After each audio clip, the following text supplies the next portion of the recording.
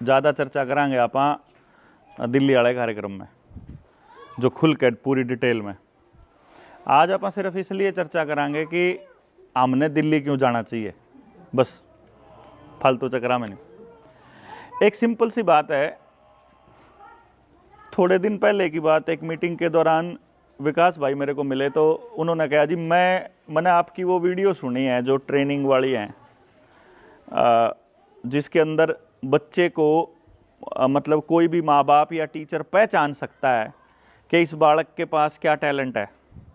जो अगर आज के टाइम माँ बाप की सबसे बड़ी समस्या है कि वो स्कूल में तो भेज रहा है, स्कूल के मास्टर जी ने तो नहीं पता उस बालक का क्या करना, ना स्कूल के हेडमास्टर ने पता, ना सरकारी वाले ने पता, ना प्राइवेट वाले ने पता, ना कोई सरपंच बताता, ना कोई और बिजनेसमैन बताता, और जब बता भी दे तो उसके लिए हमारे पास कोई इंतज़ाम नहीं।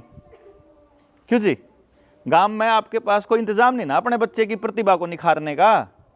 भाई जब खिलाड़ी हो तो उसको खिलाड़ी बनाने का कोई इंतज़ाम नहीं, वो लेखक है तो लेखक बनाने का इंतज़ाम नहीं, वो साइंटिस्ट है तो साइंटिस्ट बनाने की शुरुआत भी नहीं कर सकते, वो खेती करना चाह है तो उसके लिए खेती के लिए भी पर्याप्त जो है वो सुविधाएं नहीं अवेलेबल है हमारे पास। कहने का मतलब ये हो गया कि हमारा बच्चा जो कि परमात्मा ने एक सुप्रीम पावर दे के भेजा, जिसको एक खास दिमाग दे के भेजा, उसका करना क्या है वो किसी ने नहीं पता। अब माँ बाप इस उम्मीद में उसको स्कूल में भेज देता है कि भाई ये स्कूल बढ़िया है और इस स्कूल में इस बच्चे को ये माहौल मिलेगा तो ये कुछ ना कुछ बढ़िया सीख लेगा। और स्कूल में जावे तो पता चले कि स्कूल में सीख कुछ नहीं रहा बालक, बोलने का बेरा नहीं बालक ने, खान का पता नहीं क्या खाना है, रहन सहन का पता नहीं, क्यों जी, अपने समाज में क्यों कर रहे हैं ना उसका पता नहीं। तो जिस दिन से स्कूल जाना शुरू करा उस दिन से समाज से कटना शुरू हो गया। और फिर इससे भी बड़ी बात, जो सबसे बड़ी बात है, आपका बच्चा यदि आपके गांव से बाहर कहीं जाता है पढ़ने के लिए, गांव में जाओ फिर तो चलो कोई बात नहीं, बर्बादी थोड़ी है, जब गांव में तो बाहर जावा है तो कम से कम 1.5 घंटा जांदी आने का, 1.5 घंटा आंधी आने का तो टेम खराब हुआ है। क्यों जी? और कम से कम महीने का 4 से 5 हजार रुपया खर्चा हुआ है। गलत कह रहा हूं कि ठीक कह रहा हूं? मतलब यह हो गया कि यदि गांव से बाहर जा रहा है और वो खर्चे का हिसाब किताब मैंने एक गांव में लगाया था। आपके गांव में वोट कितनी है? 1200 वोट हैं आपके गांव में।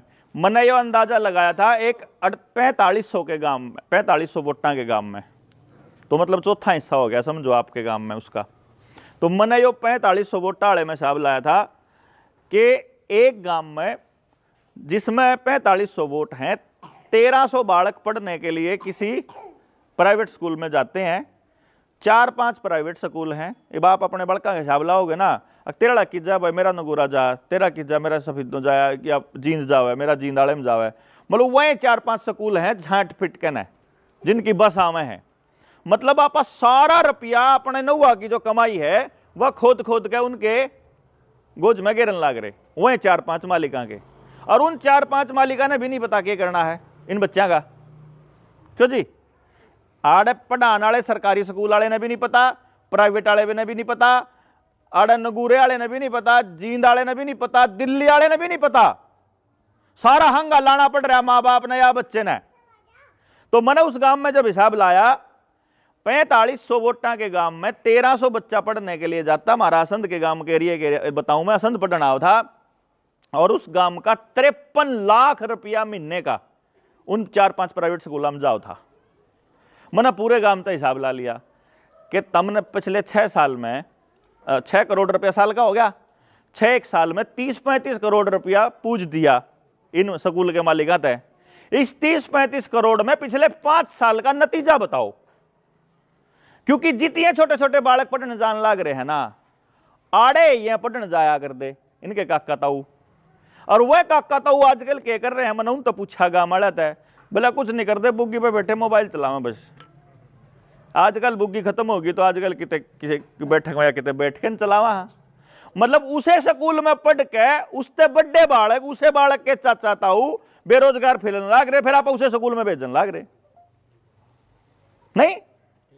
मैंने उन गांव वाले पूछ गया, मैं एक बात बताओ, कुछ मत करो, बस कुछ नहीं करना तुमने, सिर्फ इतना इंतजाम करो कि यो जो तुम साल का 6 करोड़ रुपया उन स्कूल के मालिका तक पूजन लाग रहे हो, इस 6 करोड़ रुपया नाडा चुपाड़ में गिर लो।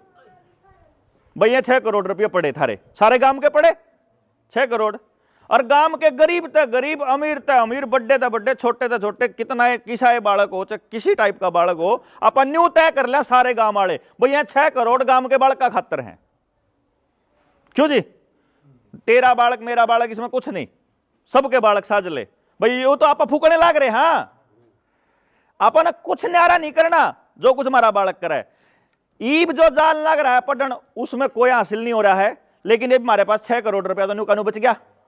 नंबर 2, जो 3 घंटे थारे बालक के स्कूल, उस स्कूल जान में और आन में बस में खराब हुए हैं, 1.5 घंटा जाने का 1.5 घंटा आने का, उस 3 घंटे अपने बालक ने जिंदगी जीने की स्किल सिखावांगे।